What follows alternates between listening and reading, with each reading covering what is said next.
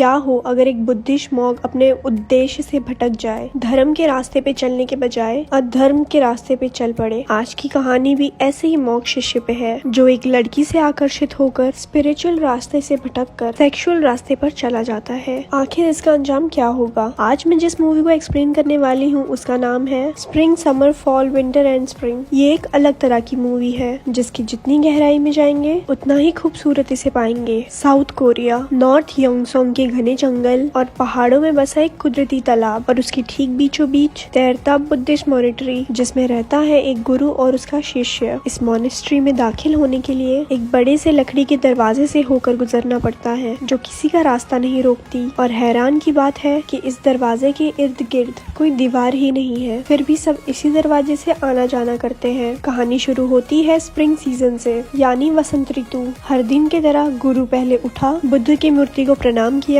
और फिर अपने शिष्य को उठाया। यहाँ कमरे के अंदर भी बस दरवाजा बना हुआ है बिना किसी दीवार के। दोनों तैयार होके एक छोटे से नाव में किनारे तक जाते हैं। ये नाव उन्हें बाकी की दुनिया से जोड़ता है। नाव पे बुद्धिस्ट यूनियन की तस्वीर बनी होती है। ये नाव ही बाहर की दुनिया में आने जाने का एकमात्र साधन है। उस बड़े लकड़ी के दरवाजे के पास उतरकर गुरु भिक्षा मांगने और शिष्य जड़ी बूटी इकट्ठा करने चला गया। कुछ समय बाद दोनों वापस लौटे। फिर लाए गए जड़ी बूटी में से गुरु उसे सही और जहरीली पत्तों के बीच फर्क करना सिखाता है जो बिल्कुल एक जैसे दिखते हैं। उस छोटे शिष्य का एक पेट डॉग होता है जिसके साथ वो सारा दिन खेलता है। एक दिन शिष्य अकेले नाव लेके किनारे पर गया और एक एक कर छोटी मछली, सांप और मेंढक को पत्थर से बांध देता है। उनकी तकलीफ देखकर उसे बड़ा मजा आता है, जैसे ये उसका नया मनोरंजन हो। लेकिन ये सब करते हुए उसका गुरु देख रहा होता है। लेकिन नाव के बिना वो वहाँ पहुँचे कैसे? वापसी में गुरु एक बड़ा पत्थर अपने साथ ले जाता है। अगले सुबह बच्चे की पीठ पे वही पत्थर बंधा होता है जिससे उसको चलने में काफी तकलीफ होती है। वो गुरु से उसे खोल देने को कहता है। तब गुरु ने कहा, तुमने सोचा था उन जीवों की तकलीफ के बारे में? तुम्हें पहले उन सबको आजाद करना होगा। अगर कोई मर गया तो उसके दुख का भार तुम्हें उम्र भर अपने मन में लेना होगा। वो वापस वहाँ गया लेकिन सिर्फ मेंढक को ही बचा पाया। बाकी को आजाद करने से पहले ही वो मर चुके होते हैं। उन्हें मरा देख वो बहुत रोने लगा। पहली बार उसने दुख को महसूस किया था। स्प्रिंग के बाद अब समर सीजन दिखाता है। दरवाजा खुलता है। बच्चे से अब वो शिष्य जवान हो गया। जंगल में दो सांपों को संभोग करते देख उसके मन में भी इच्छाएं पनपने लगती है। फिर वो उसी बुद्ध मूर्ति के ऊंचाई पर खड़ा होकर दूर दूर तक देखता है। बचपन में और अभी में उसके देखने का दायरा और बड़ा हो चुका है। उनके वहाँ उसी के उम्र की एक लड़की अपने माँ के साथ इलाज करवाने आती है, बल्कि उनके आंगन में एक डॉग नहीं बल्कि मुर्गा दिखाई देता है। रात में सोते हुए वो उस लड़की को देखता है। अगली सुबह गुरु उस लड़की के माँ को यकीन दिलाता है कि वो जल्द ठीक हो जाएगी। उसकी माँ कुछ दिनों के लिए उसे वहाँ छोड़कर चली जाती है। शिष्य धीरे धीरे उसकी तरफ आकर्षित होने लगा। उसे छुप छुप कर देखता। उसने इससे पहले कभी किसी लड़की को नहीं देखा था। एक रात जब लड़की सो रही होती है उसने उसे छूने की कोशिश की तो लड़की ने उसे थप्पड़ मारा। घबराकर वो बुद्ध भगवान से माफी मांगने लगा। फिर लड़की उसके कंधे पे हाथ फेरती है। गुरु लड़की को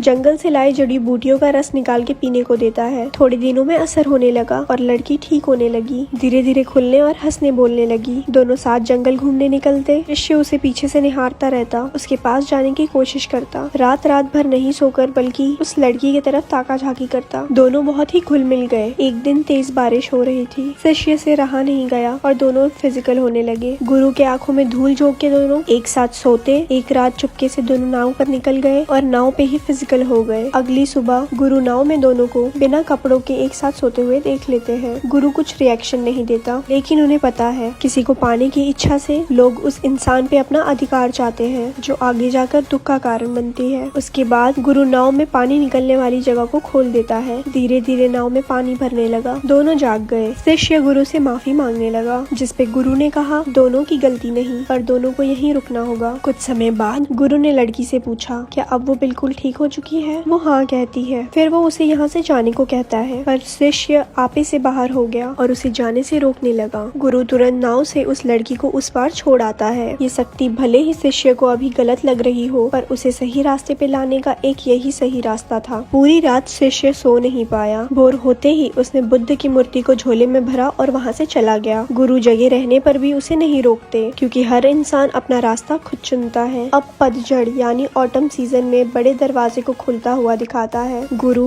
बूढ़ा हो चुका है और इस बार उनके पास बिल्ली होती है। हमेशा की तरह गुरु भिक्षा मांग के वापस आया। उसने खाने के कागज पे खबर देखी कि 30 साल के आदमी ने पत्नी का कत्ल कर फरार हो गया। दरअसल ये वही शिष्य होता है। उस रात वो उसके लिए कपड़े सीलता है क्योंकि वो जानता है अब उसके वापसी का वक्त हो चुका है। ठीक अगली सुबह उसे शिष्य दरवाजे पे दिखा। फिर गुरु उसे नाव से लेने गए। शिष्य गुरु से अपनी नजरें चुराता है। उसने वापस से बुद्ध की मूर्ति उसी जगह स्थापित किया और उस चाकू को जिससे उसने अपनी पत्नी को मारा गुस्से से जमीन पर बार बार वार करता है। उसके अंदर इतना गुस्सा भरा देख गुरु उसके सफरिंग का कारण पूछता है। उसने कहा, मेरी सबसे बड़ी गलती थी कि मैंने उससे प्यार किया, मुझे उसके अलावा कुछ नहीं चाहिए था, पर वो मुझे छोड़ के किसी और के साथ चली गई। गुरु उसे समझाता है हमें जो पसंद है उसे भी कभी हमें जाने देना होता है। परिस्थिति और लोग हमेशा एक से नहीं रहते। रात भर उसे नींद नहीं आई और अगले दिन उसने सुसाइड करने की कोशिश की। गुरु ने जब ये देखा पहले तो उसने उसे बहुत मारा और फिर उसे सजा भी दी। उसके बाद गुरु बिल्ली के पूंछ से शुद्धिकरण मंत्र पूरे आंगन पे लिखता है। जब शिष्य अपनी सजा पूरी कर गुरु के सिले कपड़े पहन आया तब गुरु ने उसे कहा, एक एक कर उस चाकू से सारे लिखे हुए अक्षर को उधेड़ो। जैसे जैसे वो ये करता जाएगा उसके मन में भरा सारा गुस्सा और दर्द कम होते जाएगा और उसे आत्म शांति मिलेगी। उसने ये करना शुरू ही किया था कि दरवाजे पे दो पुलिस वहाँ पहुँचती है। गुरु उनको नाव से ले आते हैं। पुलिस को देख के वो डर जाता है। गुरु अगले सुबह तक पुलिस को इंतजार करने को कहता है क्योंकि इस काम को खत्म करने में उसे सुबह हो जाएगी। पुलिस भी बौद्ध धर्म का सम्मान करते हुए उसे इजाजत दे देते हैं। अगले सुबह काम खत्म कर शिष्य वही सो जाता है। दोनों पुलिस वाले गुरु की मदद करते हैं उकेरे हुए अक्षरों में रंग भरकर। जब शिष्य नींद से जागता है तो उसका सारा गुस्सा शांत हो जाता है जैसे कि गुरु ने कहा था। जाने के समय उसने अपने गुरु को प्रणाम किया। फिर तीनों नाव में बैठे पर नाव आगे ही नहीं बढ़ी, जैसे नाव को किसी ने रोक रखा हो। लेकिन गुरु के मुस्कुरा के हाथ हिलाने पे नाव आगे बढ़ने लगी। गुरु को मालूम है वो आखिरी बार अपने शिष्य को देख रहा है। अब जैसे कि गुरु के सारे काम पूरे हो चुके हो, अब ज्यादातर समय गुरु कोने में बैठ ध्यान लगाए रहते हैं। और फिर एक दिन उन्होंने अग्नि में समाधि ले ली। समाधि लेते वक्त उनके आंखों से आंसू निकले जो इस बात को दिखाते हैं कि वो भी इस दुनिया की मोह माया से नहीं बच पाए। शायद उसे अपनी प्रिय शिष्य की याद आती हो। उनका शरीर खत्म होने के बाद एक सांप नाव के नीचे से तैर के निकलता है जो इस बात को दिखाता है कि उनका जीवन का एक और चक्र शुरू हो चुका है, क्योंकि बुद्धिज्म में सांप जन्म और मृत्यु के साइकिल को दर्शाता है। अब बड़े दरवाजे को विंटर यानी कि सर्दियों में खुलता हुआ दिखाता है। पूरा झील का पानी बर्फ में बदल चुका है। शिष्य अपनी सजा काट के वापस आ चुका है। अंदर उसने देखा उसकी गुरु के कपड़ों पे वही सांप बैठा हुआ है। नाव के पास जाकर शिष्य अपने गुरु को प्रणाम करता है। फिर उसने उस जगह का बर्फ खोद कर उनके मिले अस्थि को एक लाल कपड़े में लपेटा और बुद्ध की मूर्ति बनाकर उसमें वही लाल कपड़ा भरकर उन्हें श्रद्धांजलि देता है। उसके बाद गुरु के पुराने दस्तावेज से वो अपनी अधूरी शिक्षा को पूरी करता है। उनके दिखाए रास्ते पे चलता है। उनके दिए सीखों को अपनी जिंदगी में अमल करता है। ऐसे ही समय बीतने लगा और फिर एक दिन एक औरत अपने नवजात बच्चे को उस मॉनेस्ट्री में लेके आती है, पर उस औरत के चेहरे पे कपड़ा बंधा होता है। शायद उसकी कोई मजबूरी रही होगी। उस रात के अंधेरे में वो अपने बच्चे को वहीं छोड़ के जा रही होती है कि बीच में उसी बर्फ के खुदे हुए जगह पर डूब जाने से उसकी मौत हो जाती है। अगली सुबह जब शिष्य ये दृश्य देखता है तो उसे मन में एक भारीपन सा महसूस होता है, क्योंकि वो जगह उसी ने खोदी थी। मन के बोझ को हल्का करने के लिए वो अपने कमर में रस्सी से एक भारी पत्थर बांधता है और उसे घसीटते हुए बहुत लंबी चढ़ाई चढ़ता है, ठीक वैसे ही जैसे उसके गुरु ने उसके बचपन में किया था। अंत में पहाड़ की चोटी पहुंचकर वो ग्युयन बुद्धिस्ट की स्थापना करता है जो दया का प्रतीक है। अब वहाँ से उसे पूरी घाटी दिखाई देती है। जब वो छोटा था तब उसे पानी में तैरता हुआ छोटा सा मॉनेस्ट्री दिखता था, लेकिन उम्र के हर पड़ाव में उसका दृष्टिकोण और बड़ा होते गया। अब वो चीजों को टुकड़ों में नहीं बल्कि संपूर्ण रूप में देखता है। मूवी के आखिर में जब वो दरवाजा खुला तो फिर से वसंत ऋतु आ चुकी है। अब एक नया जीवन चक्र शुरू हो चुका है। वो शिष्य अब गुरु बन चुका है और उस औरत का बच्चा उसका शिष्य। इस बार आंगन में कछुआ दिखता है और वो छोटा शिष्य उसके साथ खेलता है। फिर वो भी उसी के तरह मछली, मेंढक और सांप के मुंह में पत्थर भर के उनके कष्ट में मजा लेता है। इस बात से